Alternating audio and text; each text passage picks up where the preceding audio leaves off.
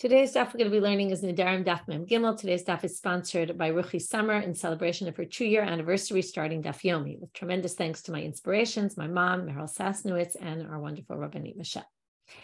Okay, we're going to get started with the Mishna at the bottom of Mem Bet Amud Bet. We're going to reread it and then deal with the problems that we raised yesterday and try to resolve them.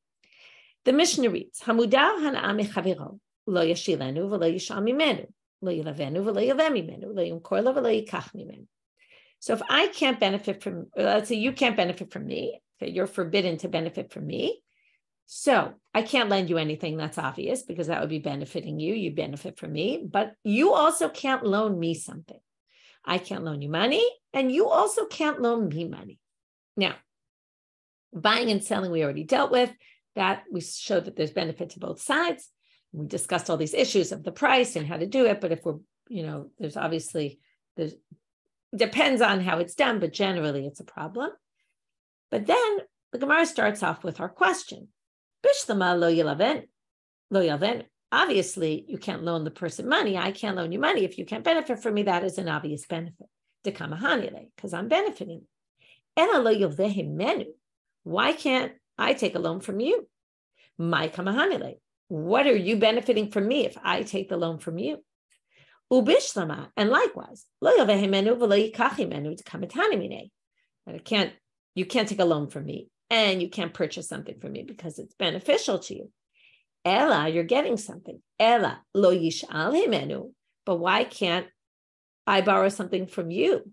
My kamitani mine. What benefit are you getting? So to this question, that was basically our question, just in a lot of words. We're going to have two different answers. Amar Rabbi Yosi Rabbi Chanina, kegon shenadru hana'az mizeh. He does what's called a nukimta. He says the Mishna is talking about a particular case, even though it didn't say this, where both of us are forbidden to benefit from the other. And that's why it goes in both directions, which is a little bit strange because the language of the Mishna was muda hana mechaviro in the singular, as if only one of us. And we've seen cases where the Mishna says both of us versus one of us. But that's how he explains the Mishnah. Maybe it was a mistake in the transmission of the Mishnah. It should have said both are forbidden to each other, and that would be the only way he could understand it. According to Abaye, he brings a different reason, which upholds the reading that we have. Abaye amar gzera lish'ol mishum lahash'ir v'chein bekulu gzera. It's all a gzera. What does that mean? It means, well, if you're not allowed to benefit from me, and therefore I can't loan you items, you also can't loan me items. Because if you loan me items, I might come to loan you items. Now, this might sound, come on, we can make that distinction, but the truth is, and in fact, in light of this understanding, it's one of the things that I read in Mishna Eretz Yisrael in the next Mishnah, which first case was a little bit complicated. I looked to see how Safrai explained it. The background to the upcoming Mishnah, which I think also explains this, is that there were a lot of times where people in those days didn't have means, they didn't have everything you needed, and they would often say, okay, you borrow my donkey today and I'll borrow your donkey tomorrow. And they did a lot of that. So in light of that, it can really be understood very well that if you lend me something today, I might lend you something tomorrow. And therefore, let's try to avoid any kind of lending between us so that it doesn't lead to that. Okay, this actually happens nowadays also, right? Once you lend someone something, you kind of owe them. You feel like next time they need something, you're going to loan them and give them what they need, right? It's a very natural kind of thing. So on that background, we're going to read the next Mishnah where somebody wants to borrow someone's cow. Now, in those days, they would often plow with 2 cows. So what Safrai explains in Mishna Eretz Yisrael is where he takes a bit of a more academic historical approach. He says that in those days, and he bases it on all sorts of Mishnayot, where it talks about sources that talk about these groups of animals, and often one would borrow from the other for one day, and the other one would borrow the next day from the other. And the way it would work is, he said, look, the plowing season wasn't a huge season. So it didn't pay for everyone to have 2 cows. So what they did is they took a neighbor, you take my cow today, I use your cow tomorrow or this week, and you take it next week. And in that way, they wouldn't have to keep 2 cows all year. They would just borrow. The way we talked about how women would use the ovens of other people.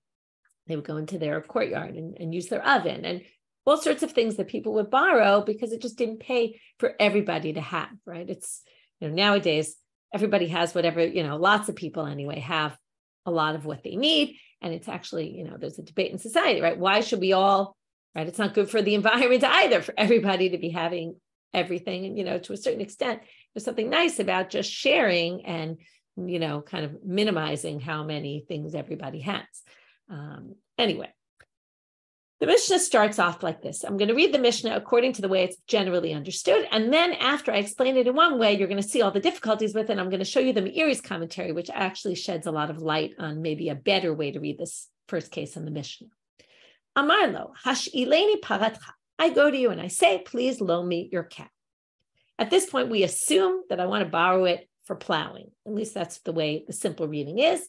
Amar lo eina pnuya. You tell me, sorry, my cow is not available. I only have one cow, not available today. Amal, I get very upset with you. And I say, konam sadi shani choresh ba le'olam.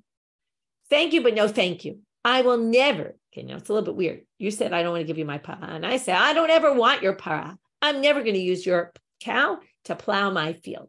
So you could explain it as moment of anger. You're not letting me use your cow. I'm going to tell you, I'm never going to use your cow. Now, what do you care? Right? So maybe, again, according to what Safrai is saying is, well, usually we do a tit for tat. And if I never use your cow to plow, then you're not going to get mine to plow. And that's why the whole logic makes sense that you need two cows. I have one, I need another, and you're not giving me mine, so I won't give you yours. But again, the wording I use is, I'm not going to use your cow to plow my field. Okay? So it's a little bit, in others again, it's a little bit strange why I would say such a thing, because it only hurts me. It doesn't really hurt you. And although someone did write me the other day that she was in a situation where she was upset with a person and they wanted to do things for her, and she really didn't want to have anything to do with them. And, that she finally understood what we've been learning about the Nedarim, about, sometimes you get so upset at a person that you actually really don't want to get anything from them. You want to have nothing to do with them. So could be that's what's going on. Now the question is, what becomes even stranger about the scenario is somehow I end up with your para, okay? A different day you decide to loan me your para and I end up with it, which is strange after I was so angry and I said, I don't want anything to do with this. The question is, can I now plow with this cow or not? So we have two questions so far, things that don't make so much sense. Number one, why exactly I made this statement that only really hurts me, which again, could have just been a moment of anger. And two, how did I end up with your cow in any case? Okay. So again, we'll get back to the Meiri's explanation, which actually resolves both these questions. But first I'm going to read it the way the Mishna is generally read. Im haya darko lachrosh. Now, what did I mean when I said that I will not plow this field with your cow? Did I mean specifically I, or did I mean anyone? In fact, at the end of class yesterday, somebody asked, and this is really what this Mishna is getting at, if I'm forbidden to do something, benefit from you, can I send a messenger to, what if a messenger does it for me, benefits for me from your item? So this is really what the Mishna is getting at. And the whole Mishna is really about having someone else do something for you. So let's read and we'll talk about it. If generally I was the one who did the plowing in my field, hu asul b'chol adam mutari. Only I'm forbidden because I said that I will not plow the field with your cow. Okay, but anyone else is actually permitted, because what I was referring to is the way generally my field was plowed, which was by myself. So if somebody, now that your cow is here in my possession, you lent it to me, I can actually have somebody else do it for me. Now, you might say, and I see, Becky, you're writing, shlucho kemoto, and this is why it's tricky. If a shaliach does something for me, they're basically like me, but not exactly and not necessarily in the world of Nedarim. Okay, and that's what's interesting here. Because why? What did I mean when I said that I will not? Okay, I will not meant specifically me, not anybody else, right? I said me, I didn't say anyone else, so someone else could go plow my field. However, im ein darko lachrosh, but if I never do the plowing myself, and I always have workers who do it because that's not my thing, I don't know how to plow, or I have money and I can afford to have other people plow my field, then when I said that I take a vow that I will never plow my field with your cow, I actually meant other people, because I didn't mean myself, because I never plow anyway. So what I meant to forbid was anybody, which means in that case, hu b'chol adam asurim. So it doesn't really depend on, is someone doing something for me, what we normally view in the world of, let's say, damages, or in the world of kiddushin, marriage, or, the shlucho shel adam kamoto, a shaliach can operate exactly for you. Since I said this neder, I will not do something, did I only mean I will not, in which case other people can, even if it benefits me? Or did I mean anybody else, because I don't actually do that action anyway? I always have other people do it for me, and then it would include everybody. So already we're starting to understand that shlichut is a little bit different in the world of neder. So now I'm going to explain to you the Meiri's commentary. He says, what's going on here is that I want to borrow your cow. Now you think that I want to borrow your cow for plowing, but I tell you, no. I don't want to plow with your cow. I want your cow for something else. Maybe I want the milk, maybe, right? Now, why would there be an issue? You don't want to give me your cow for plowing because it's hard labor and it wears away the cow. So if I say, I want to borrow your cow, and you say, no, I only have one cow because you really don't want me to plow with the cow. And then I come and I say, I make a neder that I'm not going to use the cow for plowing because I want to get the cow for other reasons. Meaning I'm not doing it out of anger. I'm actually doing it to get you to give me the cow, to say, no, don't think I want it for plowing. I don't. I want it for other things. Then you give me the cow, which actually answers both questions. Number one, why I made this neder in this strange language, because actually I was trying to tell you, I'm not planning to plow with it. Then you give it to me, and that explains why you gave it to me, because you understood I wasn't going to plow with it, so then you were happy to give it to me.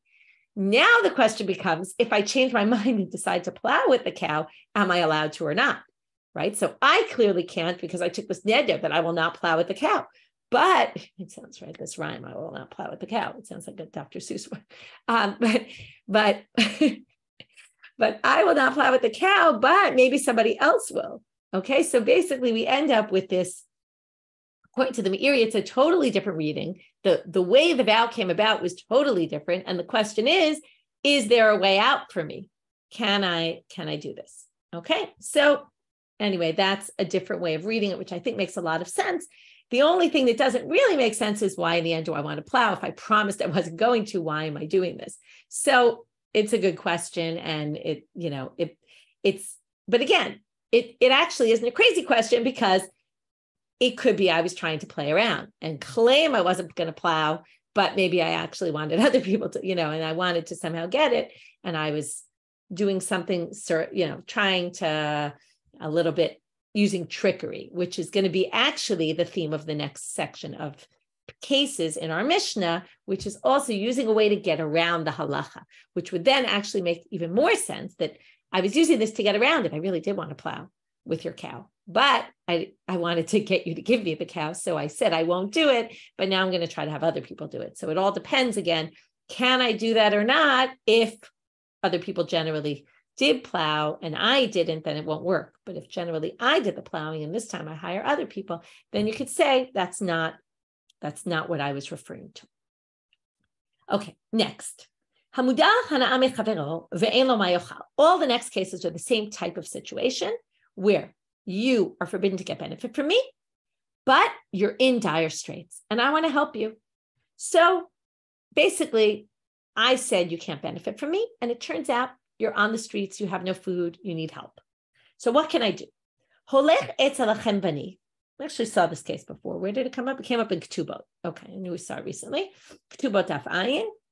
I can go to a storekeeper that I know, and I can say the following thing. This reminds me a lot of Amira La'akum on Shabbat, where you can hint to someone to do malacha for you. Obviously, there's, if you remember from Masechet Shabbat, it's not so simple. It's not the easiest thing to do, and it doesn't always work halachically, but there are ways to do it. Likewise, here are situations where it's permitted. And I say the following: Ish ploni mudal mimeni hana'a. I go to the storekeeper and I say, listen, this person is not allowed to benefit from me. Ve'eni odea ma yaseh. But I don't know what to do because he really needs food. Vehu noten lo. So the storekeeper gives this person food. Uba v'notel mizeh. And then the storekeeper can collect the money from me to pay for the food that the storekeeper gave. So in the end, I paid for the money for this person to have food, but it wasn't direct, right? Now, the question is why exactly this works. The Rambam actually compares it to the Mishna that we saw about porea lo chovo, that you can pay off their loan, right? Those things are indirectly benefiting the person, basically. They're removing responsibility they have. In other words, theoretically, really what happened, the storekeeper gave food to this person. I didn't give the food. Yeah, I ended up paying back their loan that now theoretically they owe money to the storekeeper. So basically I pay the storekeeper, which is more, it's very similar to porea chovo, like paying back your loan. Okay. So because it's done in this indirect manner, I can actually do it. Haya beito livnot. Let's say you needed to build a house, or gdero ligdol, or you needed to make a fence around your field, or sadeu liktsur, or you needed to cut the field. You need to harvest your crops, but you don't have workers and you can't afford them. So again, I'm going to pay your workers. So what do? I can't do that because that would be benefiting. I go to a bunch of workers. I say to them, listen, this person can't benefit from me. But I know they need the help and I don't know what to do. They work. And then at the end of the day, they could come to me and say, pay up. Okay. So again, it sounds like it would be an issue if I paid first, right? If I paid directly, but because it's done indirectly, then already it seems to be permitted. And not only that, but theoretically, if they already did the work or they already gave the food, if I wanted to, I could say, I'm not paying you. Like, who told you, right? Now this, what the commentary says, this isn't exactly like shlucho shel adam kemoto, my messengers like myself, because these people decided to do it anyway. In the end, I basically can pay for it, but they weren't doing it as my messenger. They were doing it because I told them that I need some help, right? But they weren't actually operating. I didn't say, please be my messenger to give food to this person or to go build their house. I didn't hire them as my messengers. So because of that, they're not actually doing it as my messenger. They're doing it on their own. And then I can just decide that I'm going to pay them. That's different. This one's a little bit different, but the same kind of idea. We're on the street or taking a walk somewhere or on the road. And I happen to have a lot of food in my bag and they have no food. But we're three people. So what do? I give the third person a gift of my food, even though they don't need it. Once it's not mine anymore, they own it, then they can give it to you. So that works very well.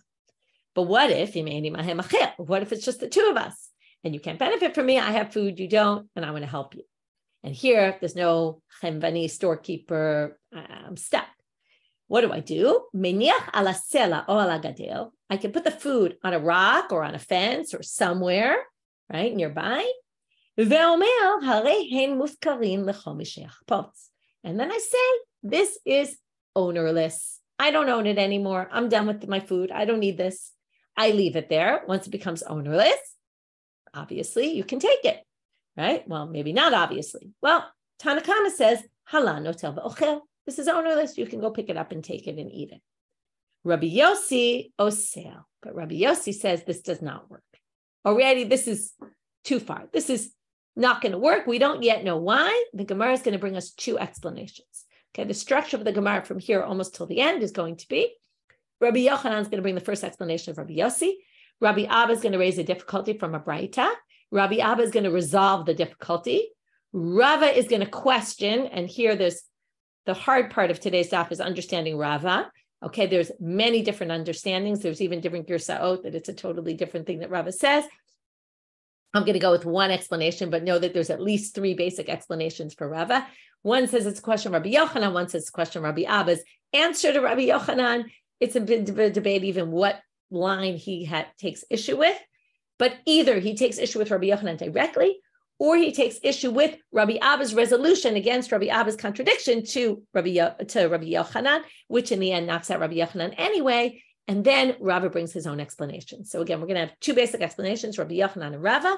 Within Rabbi Yochanan, we're going to have difficulty, answer, and then difficulty on something not clear what it is. We're going to explain that it's a difficulty on Rabbi Abba's answer. Okay, I'm going to go with one explanation of the Tosfot. So I'm a Rabbi Yochanan. My time at the Rabbi Yosi. What's the reason for Rabbi Yosi? Why does he say I can't just make this hefker and you can pick it up and eat it? Seems like a good solution. Hasaval hefker kematana. Because Rabbi Yosi must hold that hefker is like a gift. Okay, so what? What does that mean? Ma matana, if I give you a gift, and let's say I designate something as a gift for you in my house, and then I change my mind about it. What's the story? Is it yours or not? Of course not. I can change my mind as long as I haven't given it to you, right? I can even send it with someone to give to you. And while they're on the way, I change my mind and I send them a WhatsApp and I say, listen, don't give that gift to, I don't want to give it to them. I want to give it to someone else. I can do that as long as it hasn't reached you, which means the only time it becomes yours. Now, once I give it to you, I can't take it back. Then it's already yours. You've acquired it. I hand you the gift. You acquire it. It's yours. I can't do anything with it anymore. I can't change my mind. But until the point where it passes from my domain to your domain, which is either I hand it to you or my messenger hands it to you, whatever it is, until that moment, I can change my mind anytime I want. Even though I basically, let's just think about it in our language. Hefker means I've made it ownerless. Also, this gift, I've made it ownerless. I don't own it anymore theoretically because I'm not really planning to use it. I'm planning to give it to you. But since I could still change my mind, it's still considered mine. Therefore, hefker is the same way. Until it goes into the property of the person who took it, it's actually still mine. So yesterday we had a whole discussion of hefker, and Julie, who's on our Zoom, sent us pictures from Zichron of all her hefker fruits. So thank you, because now I have a good example of something in my head.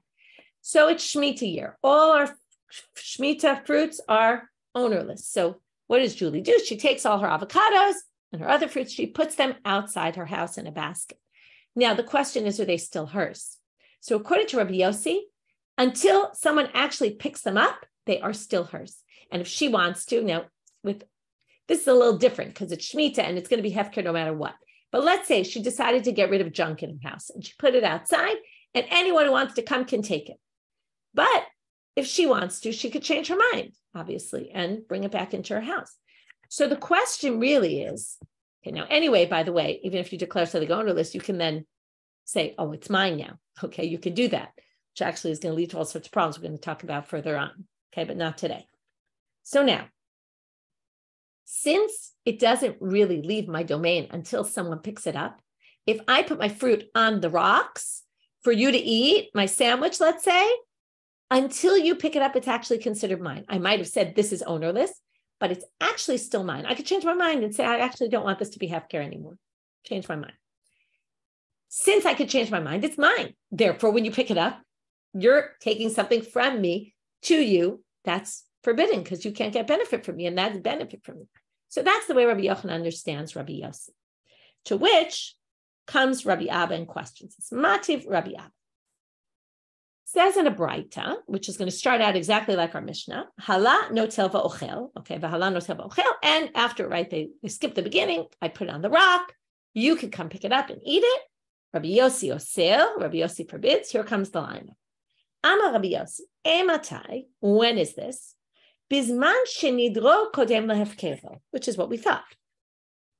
Before we even went on the walk, or maybe sometime on the walk, we got into a fight, and I said, I'm not letting you benefit from me. And then I saw you were in dire straits. I declared my property ownerless, and then I tried to give it to you. That's when Rabbi Yosi says it's not going to work. However, im haya hefkero kodem linidro, we're now on Amud Bet, if the hefker, let's say, we were on the walk, I declared my food ownerless, and then I got angry with you and said you can't benefit from me. Now, according to this, if you want to go take that food, you can. Why? Because I already declared it ownerless before I took the vow. Hareze mutal, he says. Now, what does this have to do with anything? Well, Iyamart, if you want to say the way Rabbi Yochanan explained Rabbi Yosi, Iyamart adate l'reshut zoche, that as even if I made it ownerless, it's still mine until you pick it up. Mali nidro kodem lefkero, mali hefkero kodem linidro. If it's still mine, and that's the whole thing of Rabbi Yosi, it's still mine until you pick it up. It makes no difference what the order was. The order should be irrelevant, okay? So let's go back to Julie's example. She puts her fruits outside her house. At what point do they leave her domain? When somebody picks them up. Let's say there was a neighbor of hers who she had been angry at. And after she put out the fruits on the street, she said, I don't want you benefiting from me at all. According to Rabbi Yosi, they shouldn't be able to take those fruits either. Even though she had already made them ownerless and they were already outside her on the street, if, according to Rabbi Yosi, they don't leave her domain until someone picks them up, when the friend comes and picks them up, she's actually picking up something directly from Julie because they're really still hers. So it shouldn't make a difference what the order is of whether I took the vow first or I took the vow after I made it ownerless. But Rabbi Abba actually answers his own question. Who motivla? He brought the question, but who mishanila? But he answers the question. Well, it's true that maybe they are still Julie's while they're outside. However, let's put ourselves in Julie's mind, okay? Julie gets angry at her neighbor and says, I don't want you to benefit from me, okay? After her fruits were already outside. Do you think Julie was thinking about those fruits outside, or do you think Julie was thinking about only items in her own house, right? So, kol hanodel ein da'ato amashi v'kil. When Julie takes that vow, she's not thinking about things she already put outside her house. Now, technically, halachically, legalistically, those fruits are still hers, but they weren't included in her vow because her vow was, I don't want you benefiting from anything that I own. Now, it's true she still owns those avocados that are outside her house, but she's not thinking about them. She's not including them in her vow, even though technically, legalistically, they're still hers. They're outside her house already. She already put them out for anybody to take. She wasn't thinking about that.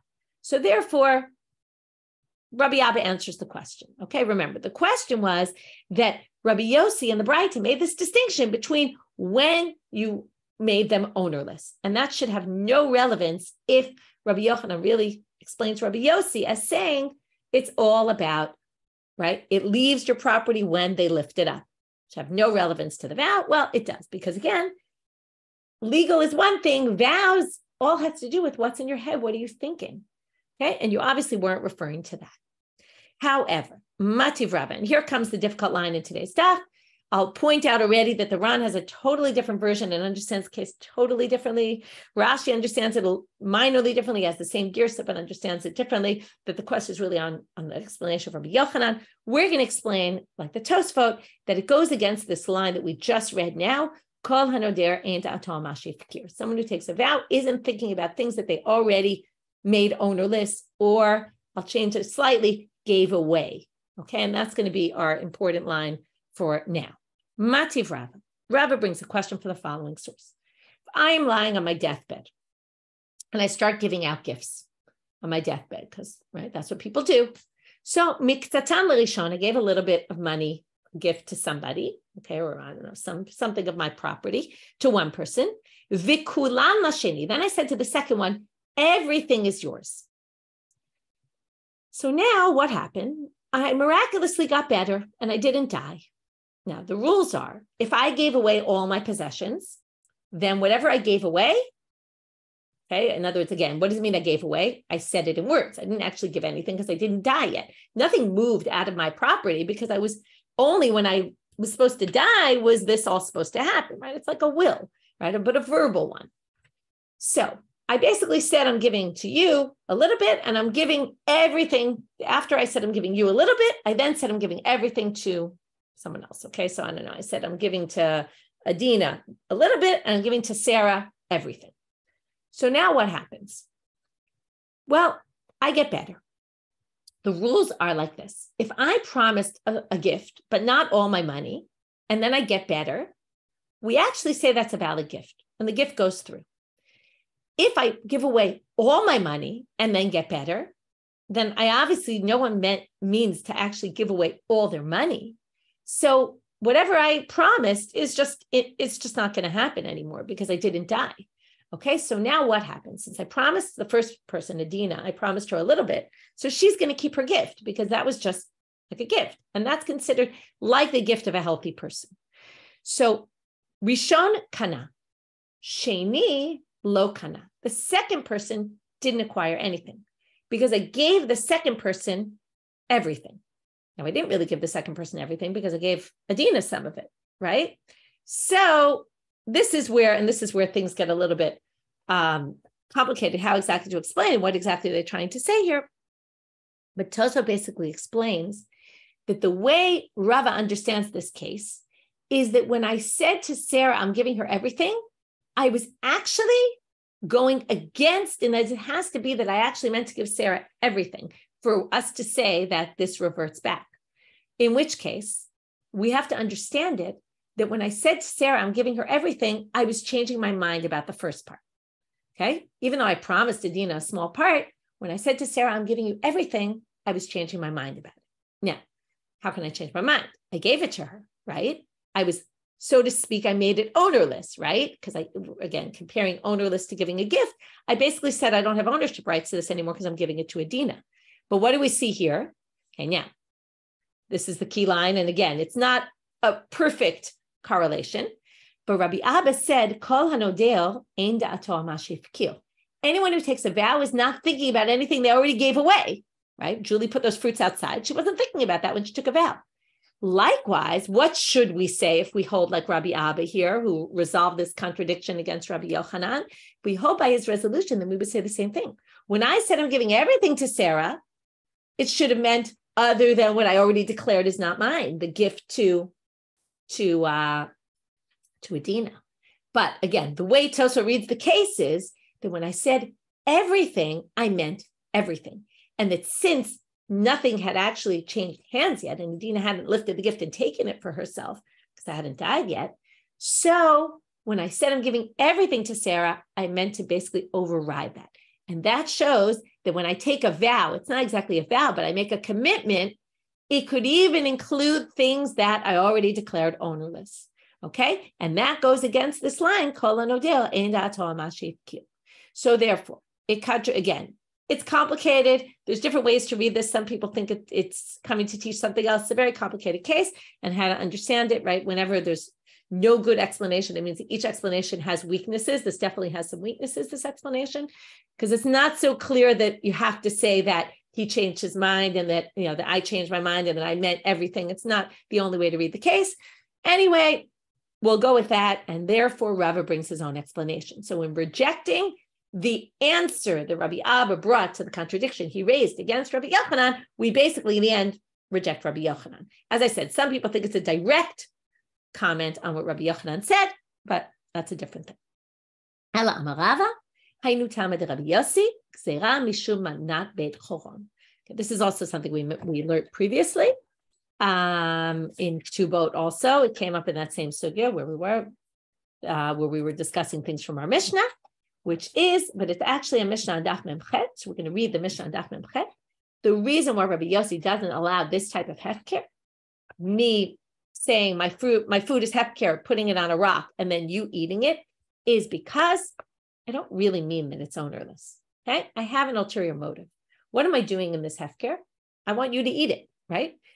If someone else came along and took it, I wouldn't be very happy. That's not why I said it was hefker. It's not why I declared ownerless to some other, right? Imagine the two of us are on the path. I put the food there. I say it's ownerless. Some other hungry person walks by, takes it up, picks it up and eats it. I would say, what are you doing? Now, do I have the right to say, what are you doing? So that's a question, right? Theoretically, right? I can't really do that. That's what ownerless means. It's ownerless. Anyone can take it. And because of a case that happened in Beit Horon, which we're going to read now in the Mishna on Daf Memchet, so about 3 lines down to the Mishna, it says, Maaseh ba'adam beBeit Horon, shaya aviv mudar himenu hana'a, his father couldn't benefit from him. Vayam isiet bedon, he was marrying off his son. Va'amar lechavero, so the son says to his friend, Chatzer u'seuda netunim hinan lefanecha, el kadesh yavo Abba v'yochal imanu b'seuda. I want my father to eat, so I'm basically giving you ownership rights to this meal, so that my father can come eat. Now, Amal, im shalihim harehim muktashim l'shamayim. The friend said, oh, you're giving it to me? Great. I'm sanctifying this to the temple, which means now nobody can benefit from this meal at all. Well, Amar le, do you think I gave you rights so that you could make it hektish? Amar lo,